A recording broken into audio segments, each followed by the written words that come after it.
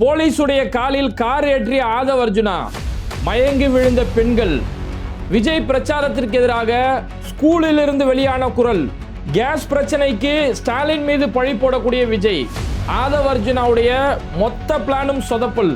இது மாதிரி இந்த தேர்தலில் நடக்கக்கூடிய பல்வேறுபட்ட கள விபரங்களை வீடியோ ஆதாரங்களோட, செய்தி ஆதாரங்களோட இந்த செய்தியில் பார்க்க போகிறோம். அதுக்கு முன்னாடி யாரெல்லாம் பேட்டை டிவியை சப்ஸ்கிரைப் பண்ணாமல் பார்க்குறீங்களோ அவங்க மறக்காமல் சப்ஸ்கிரைப் பண்ணிட்டு இந்த வீடியோக்களை உங்கள் நண்பர்களுக்கு அதிகமாக ஷேர் செய்யுங்க. பனையூரில் பதுங்கி இருக்கக்கூடிய விஜய் எப்பெல்லாம் வெளியில் வராரோ அப்போ சில பேரை பலி கொடுக்கக்கூடிய நிகழ்வுகள், பல பேருக்கு காயம் ஏற்படக்கூடிய நிகழ்வுகள், பல பேரை பாதிப்பு ஏற்படுத்தக்கூடிய நிகழ்வுகள் தொடர்ந்து நடந்துட்டு இருக்கோம். அந்த மாதிரி நேற்று திருச்சியில் நடந்திருக்கக்கூடிய சம்பவம், அங்கே இருக்கக்கூடிய பொம்பளை பிள்ளைங்க, சின்ன சின்ன பிள்ளைங்க கத்துதுங்க, ஐயோ எம்மா மயக்கம் வருது, ஐயோ எம்மா காப்பாத்துங்க, என்னால் தாங்க முடியல அப்படின்னு சொல்லி அந்த இடத்துல அழுது கதறுதுங்க அந்த பொண்ணுங்க. ஒரு காவல்துறை அதிகாரி ஒருத்தருடைய காலில் ஆதவ் அர்ஜுனாவுடைய காலை ஏற்றி அவருடைய காலை எலும்பே முறிஞ்சு போச்சு. இப்பேற்பட்ட இவ்வளோ பெரிய கொடூரங்கள் இங்கே நடந்துட்டு இருக்கு. இப்போ அந்த வேட்புமனு தாக்கல் செய்யும் போது, அந்த இடத்துல ஒரு பிரச்சாரம் செய்யும் போது, அந்த இடத்துல அந்த பைத்தியக்கார ரசிகர்கள், அந்த முட்டா பயலுங்க அந்த இடத்துல போய் காலையில போய் நிற்கிறானு, காலையிலேருந்து நிற்கிறானு. அந்த நடிகை மூஞ்ச பார்த்துனோம், உண்மையிலே மனுஷன் தானா இல்லை வேற்றுக்காரத்தில் இறங்கி வந்திருக்கிறானா அப்படிங்கிறத பார்க்கறதுக்காக அந்த கூட்டத்தில் போய் நிற்குதுங்க. வெயில் தாங்க முடியல, தலையில் தண்ணி பாட்டில் ஊற்றிக்குதுங்க, நிற்கிறதுக்கு அதுங்களுக்கு வசதியில் போட்டு நெருக்கிறானுங்க. அங்கே முன்னாடி பெண்கள் இருக்கிறாங்களே அப்படின்னு சொல்லி இது எதையுமே பார்க்கறதில்ல. பெண்களுக்கு பாதுகாப்பு இல்லை, பெண்களுக்கு பாதுகாப்பு இல்லைன்றாங்களே. முதல் உன் கூட்டத்தெல்லாம் பெண்களுக்கு பாதுகாப்பு இல்லை, பெண்களை போட்டு அந்த அளவுக்கு நசுக்கிறானுங்க. அந்த பொண்ணுங்க கத்துதுங்க, ஐயோ எம்மா என்னால் முடியலையே, மயக்க வருதே, நசுக்கிறாங்களே, கொஞ்சம் பின்னாடி போங்களேன், ஆம்பளைங்க பின்னாடி போங்களேன்னு சொல்லக்கூடிய அளவுக்கு அந்த அளவுக்கு பெண்களை போட்டு சித்திரவதை பண்ணுறானுங்க. அந்த தற்குறிங்களும் நான் அதை மூஞ்ச பார்த்துட்டு தான் போவேன் அப்படிங்கிறாங்க. அதனால் பொதுவாகவே இந்த சினிமாவில் படம் ஆரம்பிக்கும் போது மது நாட்டுக்கும் வீட்டுக்கும் கேடு அப்படின்னு இருக்குல்ல, அந்த மாதிரி ரசிக போதை, மது போதை மட்டும் ஆபத்து இல்லை, இந்த ரசிக போதை இருக்குல்ல, அவன் சினிமா நடிகன், அவனை நான் பார்க்கணும், அவனை மாதிரி நானும் இருக்கணும் அப்படின்னு நினைக்கல. இந்த ரசிக போதை வீட்டுக்கும் நாட்டுக்கும் குடும்பத்துக்கும் கேடு, அவ்வளோ பெரிய சீர்கேடு அது. அவனை ஒரு நடிகனை பார்க்க போகிறதுக்காக இப்படி போய் அங்கே போய் அலைஞ்சிக்கிட்டு, கிட்டத்தட்ட நேற்று ஒரு கரூர் மாதிரியான சம்பவங்கள் நடந்திருக்கும். திருச்சியில் கொஞ்சம் இல்லைன்னா நேற்று ஒரு கரூர் மாதிரியான சம்பவங்கள் நடந்திருக்கும். அந்த அளவுக்கு அங்கே வந்து இருந்தக்கூடிய அந்த ரசிகர்கள் பெரிய அளவில் பாதிக்கப்பட்டிருந்தாங்க.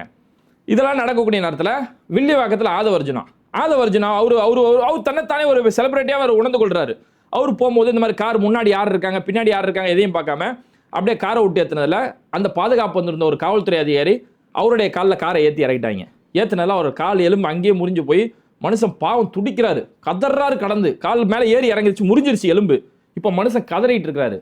இவனுங்க தான் சொன்னானுங்க எங்களுக்கு பாதுகாப்புக்கு போலீஸே வரதில்லைன்னா. அப்போ போலீஸ் வரலன்னா எந்த போலீஸ் மேலே காரை விட்டு ஏற்றுனீங்க? அப்போ எவ்வளோ பெரிய அபாண்டமாக போய் சொல்லிட்டு இருக்காங்க. இவங்களுடைய பாதுகாப்புக்காக அந்த காவல்துறை வந்தால் காவல்துறை அதிகாரிகள் மேலே காரை விட்டு ஏற்றிக்கிட்டு இன்னைக்கு பாவம் ஒரு கால் எலும்பு முறிஞ்சு போய் இனிமேல் அவரால் பணிக்கே போக முடியாது. அப்பேற்பட்ட ஒரு நிலைமையை கொடுத்து வச்சிருக்கிறானுங்க. ஏன்னா இவங்களுக்கு சுத்தமாக பொறுப்புன்றே ஒன்று கிடையாது. நான் நல்லா இருந்த போதும், நான் ஏசி காரில் வருவேன், பிரச்சாரம் பண்ணுவேன், எனக்கு நீ ஓட்டு போட்டுரு, ஆனால் நீ வெயிலில் கடந்து சாவு, எக்கேடு கட்டு போ, உன் மேலே காரை விட்டு ஏற்றுவேன். இப்படி தான் இந்த தூத்துக்குடி அஜித்தா மேலே அப்படி தான் காரை விட்டு ஏற்ற பார்த்தாங்க. அந்த மாதிரி இன்னைக்கு ஒரு காவல்துறை அதிகாரி முன்னாடி யார் இருக்கா பின்னாடி யார் இருக்கா எதை பற்றின கவலையும் உங்களுக்கு கிடையாது. ஒரு பிரச்சனையான விட்டுட்டு ஓடுறது தான் எங்களுக்கு தெரியும். அந்த மாதிரி ஒரு நிலைமை நேற்று ஒரு காவல்துறை அதிகாரிக்கு நேற்று இந்த மாதிரி ஒரு நிலைமை நடந்திருக்கு. முழுக்க சுயநலம் மட்டும்தான். இப்போ விஜயோடைய இந்த பிரச்சாரமே நல்லா நோட் பண்ணி பாருங்க. அவங்களோட டிவிக்கேவுடைய அஃபிஷியல் பேஜில் நேற்று ஒரு செய்தி ஒன்று வெளியிடுறாங்க. அந்த செய்தியில் பார்த்தோம்னா பிரச்சாரத்துடைய நேரம் அப்படின்னு சொல்லி அந்த டைமிங்கை மென்ஷன் பண்ணுறாங்க. அந்த டைமிங் பார்த்தோம்னா மதியம் 12:30 மாலை 4 மணி வரை அப்படின்னு சொல்லி அந்த உச்சி வெயில் நேரம் இருக்கு இல்லையா, அந்த உச்சி வெயில் நேரத்தை தான் பிரச்சாரத்துக்கான நேரமாகவே அவங்க அறிவிக்கிறாங்க. அப்போ 12:30 மணிக்கு நீ அறிவிக்கிறேன்னா உன் மூஞ்ச பார்க்கறதுக்காக வந்து காத்திர கிடக்குமே அந்த ரசிகலாம் காலைல 8 மணிக்கு 10 மணிக்கு வந்து நிற்கிறான். 8 மணிக்கு 10 மணிக்கு குடிக்க தண்ணி இல்லாமல், சாப்பாடு இல்லாமல், அந்த நீர்ச்சத்து குறைபாடு ஏற்பட்டு மயக்கம் விழுவோம். நேற்று 2 பொண்ணுங்க மயக்கம் போட்டு விழுந்து ஆம்புலன்ஸ் அங்கேருந்து தூக்கிட்டு ஓடக்கூடிய ஒரு நிலைமை அந்த இடத்துல ஏற்பட்டது. இப்போது இதே இடத்துல மற்ற அரசியல்வாதிகளை கொஞ்சம் கம்பேர் பண்ணி பாருங்களேன். அது நமக்கு கட்சியோட கொள்கை வேறுபாடோ கட்சி வேறுபாடுகளோ இருக்கலாம், ஆனால் அந்த அரசியல்வாதிகளோட செயல்பாடுகளை கொஞ்சம் பாருங்கள். இப்போ தமிழ்நாடுடைய முதலமைச்சர் மு க ஸ்டாலின் காலையில் 6 மணிக்கு தன்னோட பிரச்சாரத்தை ஆரம்பிக்கிறாரு. வாக்கிங் போகும்போதே தன்னுடைய பிரச்சாரத்தை ஆரம்பிக்கிறாரு. அதுலேருந்து ஆரம்பித்து மதியம் 12 மணிக்கு தன்னோட பிரச்சாரத்தை முடிச்சிடுறாரு. எதிர்க்கட்சி தலைவர் எடப்பாடி பழனிசாமி அவருமே காலையில் 6 மணிக்கு தன்னோட பிரச்சாரத்தை ஆரம்பிக்கிறாரு, மதியம் 12 மணிக்கு முடிச்சிடுறாங்க. திரும்பவும் அந்த உச்சி வெயில் இருக்கக்கூடிய நேரத்தில் ஒரு கேப் விட்டுட்டு அதுக்கப்புறம் மாலை 4 மணிக்கு ஆரம்பிக்கிறாங்க. தேர்தல் ஆணையம் இரவு 10 மணி வரைக்கும் பிரச்சாரம் செய்யலாம்னு சொல்லி அனுமதி கொடுத்துருக்கிறதால மாலை 4 மணி முதல் இரவு 10 மணி வரை இவங்க தேர்தல் பிரச்சாரம் பண்ணுறாங்க. அப்போ இந்த பிரச்சாரம் பண்ணுறதுல தனக்கோ தன்னை நம்பி வரக்கூடிய தொண்டர்களுக்கோ பொதுமக்களுக்கோ எந்த வகையிலுமே பாதிப்பு ஏற்படாத வகையில் தான் எல்லா கட்சிகளுமே, திமுக, அதிமுக, நாம் தமிழர், எல்லா கட்சிகளுமே இந்த நடைமுறை செய்கிறாங்க. ஏன் இப்போ எங்கள் தொகுதி எடுத்துக்கிறோமே, எங்கள் தொகுதியில் மா சுப்பிரமணியம் சுகாதாரத்துறை அமைச்சர், அவங்க தான் எங்கள் தொகுதியோட வேட்பாளர். அவங்களாம் காலையில் பார்த்தோம்னா காலையில் 6 மணிக்கு தன்னோட பிரச்சாரத்தை ஆரம்பிக்கிறாங்க. காலையில் 6 மணிக்கு ஆரம்பித்து சரியாக மதியம் 12 மணிக்கு முடிக்கிறாங்க. திரும்பவும் மாலை 4 மணிக்கு ஆரம்பித்து நைட்டு 10 மணிக்கு முடிக்கிறாங்க. அவ்வளோ ஒரு மக்கள் எங்கே இருக்காங்களோ அந்த மக்களுக்கு எந்த வகையிலுமே ஒரு டிஸ்டர்ப் ஏற்பட முடியாத அளவில் அந்த அளவுக்கு ஒவ்வொரு மக்களையும் போய் நடந்தே போய் சந்திக்கிறாங்க. இந்த மாதிரி ஏசி வேனில் ஒரு டேப்பில் மேலே போய் உட்காந்துக்கிட்டு அப்படிலாம் இல்லை, தெருவா நடந்து அந்த மக்களுடைய பிரச்சனையை கேட்டு அந்த அளவுக்கு ஒரு எளிமையான பிரச்சாரத்தை தான் எல்லா அரசியல் கட்சி தலைவர்களுமே செஞ்சுட்டு இருக்கிறாங்க. ஆனால் இவர் ஒய்யாரத்துலேருந்து வந்தவர். அதனால தான் ஒரு 12:30 மணிக்கு ஜோசியக்காரன் நேரம் கொடுப்பான். 12:30 மணி தான் ஜோசியக்காரன் சொல்லுவான். 12:30 மணிக்கு ஒரு பிரச்சாரத்துக்கு வருவார். 4 மணி வரைக்கும் தான் செய்வார். ஏன்னா அந்த வடிவேலு சொல்லலாம் தெரியுமா, சாயங்காலம் 6:30 மணிக்கு மேலே வண்டி ஓடாது, கோவிந்தசாமி கோவிந்தசாமி அப்படிங்கிற மாதிரி இவருக்கு சாயந்தரம் 6 மணிக்கு மேலே இவருக்கு வண்டி ஓடாது. அதனால மதியம் 12 மணிலேருந்து 4 மணி வரைக்கும் நீ கீழே கிடக்கிற எக்கேடு கட்டணும் இருந்துக்கோ அப்படின்னு சொல்லி தன்னுடைய சுயநலத்திற்கு மட்டுமே முக்கியத்துவம் கொடுத்து அந்த மக்களை போட்டு அலக்கழிச்சுக்கிட்டு இருக்கிறாங்க. நீ விஜயோட பிரச்சாரத்தை கொஞ்சம் நல்லா பாருங்க. விஜய் பிரச்சாரத்துக்கு இது வரைக்கும் 2 நாள் தான் வந்திருக்காரு. இன்னும் தேர்தலுக்கு 20 நாள் தான் இருக்குது. இது வரைக்கும் 2 முறை தான் வெளியில் வந்திருக்காரு. அந்த 2 முறையும் தன்னுடைய தொகுதிக்கு மட்டும்தான் பிரச்சாரம் பண்றாரு. இதுக்கு முன்னாடி பெரம்பூரில் பிரச்சாரம் பண்ணாரு, அதுக்கப்புறம் திருச்சி கிழக்கு இங்கே பிரச்சாரம் பண்ணியிருக்காரு. தவிர இதை தாண்டி தன்னுடைய கட்சியில் இருக்கக்கூடிய தொண்டர்களுக்கு கூட இது வரைக்கும் போய் பிரச்சாரம் பண்ணல. தன்னோட கட்சியில் இருக்கக்கூடிய வேட்பாளர்கள் கூட பிரச்சாரம் பண்ணல. அந்த அளவுக்கு நான் ஜெயிச்சா போதும் அப்படிங்கிற அந்த ஒரு சுயநலம், நான் நல்லா இருந்தால் போதும் கீழே கடை ஒரு எக்காடு கட்டு போனா என்ன அப்படிங்கிற அந்த சுயநலத்தின் அடிப்படையில் தான் விஜயோடைய ஒட்டுமொத்த பிரச்சாரம் இருந்துட்டு இருக்குது. அதில் முன்னாடி போகும்போது அங்கே ஒரு ஸ்கூல் ஒன்று இருக்குதுங்க. பொதுவாகவே ஒரு ஸ்கூல் இருக்குது, ஹாஸ்பிட்டல் இருக்குது, வழிபாட்டு தலங்கள் இருக்குது அப்படின்னா அங்கே போய் பிரச்சாரம் பண்ணக்கூடாது. அந்த இடத்துல அந்த மைக்கு சவுண்டெல்லாம் ஆஃப் பண்ணிவிட்டு அந்த இடத்த கடந்து தான் பிரச்சாரம் பண்ணும். அந்த மாதிரி நேற்று திருச்சியில் விஜயோட பிரச்சாரம் செய்யக்கூடிய நேரத்தில் இவங்க அந்த பாட்டை போட்டுக்கிட்டு விசில அடிச்சுக்கிட்டு இப்படி கூண்டு போய் பொதுமக்கள் எல்லாம் டிஸ்டர்ப் பண்ணிட்டு இருக்கானுங்க. அந்த மாதிரி நேற்று திருச்சியில் இருக்கக்கூடிய ஒரு ஸ்கூல் கிட்ட போய் பிரச்சாரம் பண்ணும்போது அந்த ஸ்கூலில் நேற்று பப்ளிக் எக்ஸாம் நடக்குது.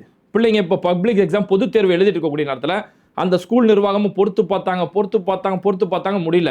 அதுக்கடுத்து ஒரு கடத்துக்கு மேலே ஸ்கூலில் மைக் இருக்கும் இல்லையா, பிள்ளைங்களுக்கு அனௌன்ஸ் பண்ணுறதுக்காக மைக் இருக்கும்ல, அந்த மைக்கில் அனௌன்ஸ் பண்ண ஆரம்பிச்சாங்க. ஏங்க கொஞ்சம் கூட உங்களுக்கு அறிவே கிடையாதா? பிள்ளைங்க படிக்கக்கூடிய ஸ்கூல் முன்னாடி பிரச்சாரம் பண்ணுற அறிவு இல்லை உங்களுக்கு? பிள்ளைங்க பப்ளிக் எக்ஸாம் படிச்சுட்டு இருக்காங்களே, நீங்க இப்படி பாட்டை போட்டு கத்திக்கிட்டு மைக்கை போட்டு கத்துனா பிள்ளைங்க எப்படிங்க படிக்கிறாங்க? பிள்ளைங்களோட படிப்பை யோசிச்சு பார்க்க மாட்டீங்களா? உங்களோட பிரச்சாரம் தான் உங்களுக்கு முக்கியமா? போங்க இந்த பக்கம் அப்படின்னு சொல்லி அந்த ஸ்கூல்ல இருந்து நேற்று வெளியே வந்திருக்கக்கூடிய ஒரு சப்தம், அந்த மைக்ல இருந்து வெளிவந்த சப்தம் தமிழ்நாடு அரசியல பெரிய அளவில் பரபரப்பு ஏற்படுத்தி, அதாவது இந்த கூட்டத்துக்கு கடைசி வரைக்கும் அடுத்தவங்க மேல எந்த ஒரு அக்கறையும் இல்லை, நீ எக்கேடு கட்டு போய்க்கோ, நான் நல்லா இருந்தா போதும் அப்படிங்கிற முழுக்க சுயநலம் சார்ந்த ஒரு கூட்டத்தை தான் நடிகர் விஜய் இருக்கிறாரு. அப்படிப்பட்ட கூட்டத்தை உருவாக்குறதுக்கு தான் அவர் முயற்சியுமே பண்ணிட்டு இருக்கிறாரு. இதெல்லாம் செஞ்சு முடிச்சுட்டு அந்த பிரச்சாரத்தில் அப்படி என்னதான் பேசி கிழிச்சிட்டாரு அப்படின்னு சொல்லி நம்மளும் ஆர்வமாக போய் பார்த்தோம். அந்த இடத்துல வழக்கம் போல் அந்த சேம் டைலாக், ஒரே டைலாக். மேடையில் போய் பேசினா அந்த ஊர், இந்த ஊரில் இந்த கோயில், இந்த கோயிலில் இந்த மசூதி, இந்த ஊரில் இந்த சர்ச்சு அப்படின்னு சொல்லி இந்த வழக்கமாக ஒரு டைலாக் பேசுவார்ல, அந்த மாதிரி இப்போ பிரச்சாரத்துக்காக ஒரு வழக்கமாக ஒரு டெம்ப்ளேட் ஒன்று கிரியேட் பண்ணியிருக்காங்க. நான் உங்களுக்காக வந்திருக்கிறேன், எல்லா வழிகளையும் தாங்கி விட்டுட்டு எல்லா வசதிகளையும் தூக்கி எறிஞ்சிட்டு உங்களுக்காக வந்திருக்கேன், உங்களுக்கு நன்றி செலுத்துறதுக்காக வந்திருக்கேன், உங்க அண்ணன், உங்க தம்பி, உங்க விஜய் உங்களுக்காக வந்திருக்கிறேன் அப்படின்னு சொல்லி போற இடமெல்லாம் அந்த ஒரே டைலாக். வேட்பாளர் அறிவிப்பு மாமல்லபுரத்தில் நடத்தினாங்களே அன்னைக்கு என்ன டைலாகோ அதே ஒரே டைலாக மாற்றி எல்லா இடத்துலையும் பேசுறாரு. இந்த டைலாக் கூட மனுஷன் பார்த்து பேப்பரை பார்த்து தான் படிக்கிறாரு.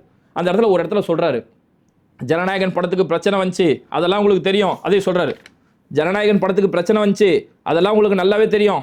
ஜனநாயகன் படத்துக்கு பிரச்சனை வந்துச்சு. எப்பா ஜனநாயகன் படத்துக்கு பிரச்சனை உனக்கு தானே வந்துச்சு, உனக்கு ஒரு பிரச்சனை ஏற்படுது, அதிகமா பேப்பர் பார்த்து படிப்ப, அப்ப என்னதான் நீ அரசியல் பண்ண போற? வீட்டை விட்டு வெளில வர மாட்டேன், உன் பிரச்சனையே பேப்பர் பார்த்து தான் படிப்பனா? நீலாம் என்ன அரசியல்வாதி, எதுக்கு நீலாம் அரசியலுக்கு வர அப்படின்னு தான் இவங்களை பார்த்து கேட்க தோணுது. அதில் சொல்றாரு, உங்களுக்காக வந்திருக்கேன், உங்களுக்காக எல்லா வசதிகளும் விட்டுட்டு வந்திருக்கிறாராம். ஆமா, எல்லா வசதியும் விட்டுட்டு வந்திருக்கிறார்ல. அவருடைய வீடு, நேற்று அவர் வீட்டில் இருந்து கார் அப்படி வெளியில் வருது. வீட்டில் அந்த தெருவில் நின்று ஒருத்தர் வீட்டுக்குள்ளே எப்படி இருக்குன்னு கூட பார்க்க முடியாது, அந்த அளவுக்கு உயரமான மதில் சுவர். அந்த மூஞ்சை பார்த்துடலாம் டெய்லி அந்த வீட்டுக்கிட்ட போவாங்க ரசிகர்கள். அவனால் அந்த வீட்டை கூட பார்க்க முடியாத அளவுக்கு அவ்வளோ உயரமான மதில் சுவர், அவ்வளோ ஒரு லக்ஸரி வாழ்க்கை. இதுதான் எல்லா எளிமையான வாழ்க்கை இல்லை, இதுதான் அந்த எளிமையான வாழ்க்கை. அந்த அளவுக்கு லக்ஸரி ஹவுஸ். அந்த வீட்டிலேருந்து அப்படி கார் அப்படி கதவு அப்படி திறந்தா உள்ளேருந்து கார் வரும். அந்த காரோட விலை 3 கோடி ரூபாய். அந்த 3 கோடி ரூபாய் காரில் வெளியில் வருவார். ரொம்ப எளிமையாக நமக்காக எல்லாரும் உதறி விட்டு வந்திருக்காருல, 3 கோடி ரூபாய் காரில் வெளியில் வருவார். வெளியில் வந்து நாங்கள் திருச்சிக்கு மக்களோட பயணித்து மக்கள் பயணக்கூடிய பேசஞ்சர் ஃப்ளைட்டில் வருவாரா? அதெல்லாம் வர மாட்டார். அவருக்கு ஸ்பெஷல் பிரைவேட் ஜெட் இருக்குல்ல, அந்த பிரைவேட் ஜெட்டில் தனி விமானம் இருக்குல்ல, அந்த தனி விமானத்தில் தான் வருவார்.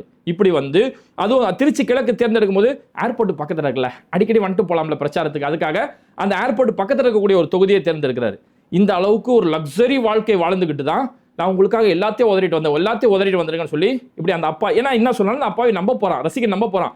அந்த தைரியத்தில் இஷ்டத்துக்கு அடிச்சு விடுறாரு. எல்லாத்தையும் உதறிட்டு வந்திருக்காராம். என்னத்தை உதறிட்டு வந்தாங்க? ஏதாவது ஒரு ரூபாய் உதறிட்டு வந்தாருன்னு சொல்லுங்க. ஒரு விதையும் உதறிட்டு வரல. அவர் உதறினது அவரோட மனைவி பிள்ளைகளை மட்டும்தான். அந்த அவரோட தனிப்பட்ட வாழ்க்கைக்காக அவர் மனைவி சொன்ன மாதிரி இன்னொன்று திருமணம் மீறிய உறவுக்காக அவருடைய மனைவியும் பிள்ளையும் உதறிட்டு வந்திருக்கான்னு சொல்லி அவங்க மனைவி கொடுத்தாங்களே புகார், இது மட்டும்தான் அவர் உதறிட்டு வந்ததே தவிர மக்களுக்காகவோ தன்னுடைய ரசிகர்களுக்காகவோ இது வரைக்கும் எதையும் உதறிட்டு வரல. வந்துட்டு சரி எல்லாம் உதறிட்டு வந்தேன்னு சொல்லி இப்படி உளறிட்டு அங்கே வந்து மேடையில் பேசுகிறாரு. ஸ்டாலின் சார், அப்புறமா எல்லாருக்கும் கேஸ் தட்டுப்பாடு பயங்கரமாக இருக்குமே, எல்லாருக்கும் கேஸ் எல்லாம் கிடைக்குதா, டீ கடைலாம் மூடிட்டாங்களே, ஹோட்டல்லாம் மூடிட்டாங்களே, இந்த கேஸோட விஷயத்தில் ஒரு முறையான முன்னெடுப்பு எடுக்கிறதுக்கு அவங்களும் முயற்சி பண்ணலை, இவங்களும் முயற்சி பண்ணலை. ஸ்டாலின் சார் எதுக்கோ டெல்லிக்கு போகிறாரு, இதுக்கு டெல்லிக்கு போய் இதுக்கு ஏற்பாடு செய்ய வேண்டியதானே அப்படின்னு சொல்லி 1 நம்பர் தற்குறி கேஸ் தட்டுப்பாடுக்கு ஸ்டாலின் சாரையும் தமிழ்நாடு அரசு மேலே பழி சொல்லுது. இந்த இடத்துல கூட இந்த வார்த்தையை கொஞ்சம் நல்லா நோட் பண்ணி பாருங்க. கொஞ்சம் சில வார்த்தைகளை நுட்பமாக நோட் பண்ணணும். இந்த இடத்துல விஜய் சொல்லக்கூடிய வார்த்தையை நோட் பண்ணி பாருங்க. அவங்களும் ஸ்டெப் எடுக்கல, இவங்களும், அதாவது பாஜகன்னு வரும்போது அவங்க எவங்க உங்க பக்கத்து வீட்டுக்காரங்களா இல்ல பக்கத்து நாட்டை சேர்ந்தவங்களா, அவங்களாம் பாஜக. அந்த பாஜகன்ற வார்த்தை கூட அவன் வாயில வராமனா எப்ப தொடரடிங்க பயணி, அவங்க அந்த பாஜக அவங்கன்னு கூட வருது. ஜனநாயகன் படத்தை முடக்கிட்டாங்கன்னு சொல்றது யாரையா முடக்கினா, அந்த ஜனநாயகன் படத்தை யார் முடக்கினா, அது வாயை திறந்து பேசு, எதுவுமே வாயை திறந்து வர கிடையாது. ஆனா இங்க திமுக ஸ்டாலின் சார் அதை போறாரு, நீங்க கேஸ் வாங்கி ஸ்டாக் வைக்கிட்டதுன்னு அப்படின்னு சொல்றாரு. இங்க ஸ்டாலின் சார் என்ன செஞ்சு ஒரு கேஸ் தட்டுப்பாடு ஏற்பட மாநில அரசோட கண்ட்ரோல் இருக்கா? கேஸ் விஷயம் எல்லாமே முழுக்க ஒன்றிய அரசுடைய கண்ட்ரோல்ல இருக்கு. ஒன்றிய அரசு தான் ஒரு கேஸ் சம்பந்தமான எல்லா விஷயங்களுமே ஒன்றிய அரசு கையாள முடியும். இதுல மாநில அரசு என்ன செய்ய முடியும்? ஏதாவது தெரிஞ்சுதான் பேசுறியா இல்ல உண்மையில வேற ஏதாவது பேசிட்டு இருக்கியா? நீ ஒரு அளவு தெரியறது கிடையாது. ஆனா அப்படி இருந்த தட்டுப்பாடு ஏற்பட்ட நிலையிலுமே இங்க ஒரு மாநில அரசா திமுக எல்லா உதவிகளையும் செஞ்சுட்டு தான் இருந்தாங்க. என்ன செஞ்சாங்கன்னா, கேஸ் தட்டுப்பாடோ கேஸ் விநியோகமோ ஒன்றிய அரசா முடிவு செய்ய முடியும். ஆனா மாநில அரசுக்குன்னு ஒரு கண்ட்ரோல் இருக்குல்ல. இப்போ என்ன செஞ்சாங்கன்னா, இங்க வணிக சிலிண்டர் தட்டுப்பாடு ஏற்படுது. அதாவது இந்த கடைகளுக்கு யூஸ் பண்ணுவாங்களே பெரிய சிலிண்டர், வணிக சிலிண்டர் தட்டுப்பாடு ஏற்படும் போது அந்த வியாபாரிகளுக்கு வணிக சிலிண்டர் கிடைக்காததால வேற வழி இல்லாமல் கடை மூடுறாங்க. அப்போ அந்த கடைகளுக்கு தமிழ்நாடு அரசு சார்பில் ஒரு அறிவிப்பு கொடுத்து, நீங்க இந்த கரண்ட் அடுப்பு யூஸ் பண்ணுங்க. அப்போ கரண்ட் அடுப்பு யூஸ் பண்ணும்போது உங்களுக்கு இபி பில் அதிகமாகும். அப்படி இபி பில் அதிகமாகுது, எங்களுடைய மாநில அரசு சார்பில் யூனிட்டுக்கு 2 ரூபாய் உங்களுக்கு நாங்கள் குறைச்சி வாங்கிக்கிறோம். அந்த யாரெல்லாம் இந்த கரண்ட் அடுப்பை எரிச்சு நீங்க இந்த மாதிரி வியாபாரம் செய்றீங்களோ உங்களுடைய சுமைகளை குறைக்கிறதுக்காக இந்த மாநில அரசு சார்பில் யூனிட்டுக்கு 2 ரூபாய் உங்களுக்கு நாங்கள் குறைச்சி தரோம் சொல்லி ஒரு மாநில அரசு சக்திக்கு என்ன செய்ய முடியுமோ அந்த சக்தியை மீறி இங்கே ஆர்டர் போடுறாங்க. இதோட முடியல. அதுக்கடுத்து முதலமைச்சர் மு க ஸ்டாலின் அடுத்த உத்தரவு போடுறாரு. மாவட்ட கலெக்டர் கூப்பிட்டு ஒவ்வொரு மாவட்டத்திலையும் நீங்கள் ஒரு மீட்டிங் ஏற்பாடு செய்யணும். கேஸ் விநியோக நிறுவனம் இருக்கு இல்லையா, இப்போ இந்தியன் கேஸாக இருக்கட்டும், பாரத் கேஸாக இருக்கட்டும், அதை விநியோகம் செய்யறதுக்கு ஓம் சக்தி அப்படின்ற பேரில் ஒவ்வொரு பேரில் ஒரு நிறுவனம் வச்சிருப்பாங்களே, அந்த நிறுவன விநியோகஸ்தர்கள் எல்லாரையும் கூப்பிட்டு நீங்கள் ஒரு மீட்டிங் நடத்தணும். கலெக்டர் தலைமையில் மீட்டிங் நடக்கணும். இந்த கேஸ் விநியோகம் முறைப்படி நடக்குதா, இல்லை அதிக விலைக்கு நீங்கள் இங்கே வெளியில் வித்துறீங்களா, முறைப்படி நடக்கணும்னு சொல்லி இந்த முறைகள் எல்லாமே கலெக்டரோட தலைமையில் மேலாய்வு செய்யப்படணும். கலெக்டரோட தலைமையில் இந்த விநியோகம் சரியான முறையில் நடக்கணும்னு சொல்லி முதலமைச்சர் கலெக்டருக்கு ஆர்டர் போறாரு. இது மாவட்டந்தோறும் நடக்கணும்னு சொல்லி ஆர்டர் போட்டு இந்த இருக்கக்கூடிய கேஸ் மக்களுக்கு முறையா போய் சேரணுங்கிறதுல அந்த அளவுக்கு ஒரு முதலமைச்சர் அந்த அளவுக்கு மக்கள் பிரச்சனை இந்த அளவுக்கு அணுகி ஆராயிறாரு. இதெல்லாம் போதாதுன்னு சொல்லிட்டு மக்கள் இப்ப கேஸ் பிரச்சனைனால மண்ணெண்ணெய் சில மக்கள் வாங்கக்கூடும் இல்லையா, அந்த மக்களுக்கு மண்ணெண்ணெய் செய்யணும். வழக்கமா ரேஷன் கடையில் மண்ணெண்ணெய் எவ்வளவு ஊற்றுவாங்களோ அதை விட 3228 கிலோ லிட்டர் அதிகமாக மண்ணெண்ணெய் விநியோகம் செய்யணும். ஏன்னா இப்போ மக்கள் வந்து மண்ணெண்ணெய் அதிகமாக வாங்க வேண்டிய நிலைமை ஏற்படும். அதனால கூடுதலாக 3228 கிலோ லிட்டர் மண்ணெண்ணெய் ரேஷன் கடையில் அதிகமாக ஊற்றுங்கன்னு சொல்லி ஒரு அரசால என்ன செய்ய முடியுமோ அந்த சக்திக்கு மீறி இங்கே திமுக செஞ்சுட்டு இருக்காங்க. ஆனால் உன்னால பாஜகன்ற வார்த்தை கூட வாயிலிருந்து வராது, நீ எல்லாம் குறை சொல்லிட்டு இருக்கன்னு சொல்லி இன்னைக்கு மக்கள் உன்னை பார்த்து வாயால சிரிக்கல, எங்களை சிரிக்க முடியாம அப்படி பார்த்து சிரிச்சிட்டு இருக்கிறாங்க. அதனால இப்பேற்பட்ட தன்னுடைய சுயநலத்துக்காக தன்னுடைய ரசிகர்களை பலி கொடுக்கக்கூடிய இது மாதிரியான நடிகர்கள் வேணுமா? அந்த நடிகருக்கு பின்னாடி உங்க வாழ்க்கையை போய் நாசப்படுத்த போறீங்களா? அல்லது இந்த மாநிலத்தோடைய நலனை தீர்மானிக்கக்கூடிய இந்த மாநிலத்தோட உரிமைக்காக தொடர்ந்து பாஜக துணிச்சலா எதிர்த்து பேசக்கூடிய திமுக மாதிரியான ஜனநாயக சக்திக்கு நம்ம வாக்களிக்க போறோமா அப்படிங்கிற உறுதி செய்ய வேண்டிய ஒரு தேர்தல். பாஜக எப்படியாவது இங்க கால் பதிச்சிடணும் அப்படின்னு சொல்லி பல பினாமிகள் மூலமா வரும்போது அந்த பாஜகவுடைய சதியை தடுத்து நிறுத்த வேண்டிய ஒரு தேர்தல்.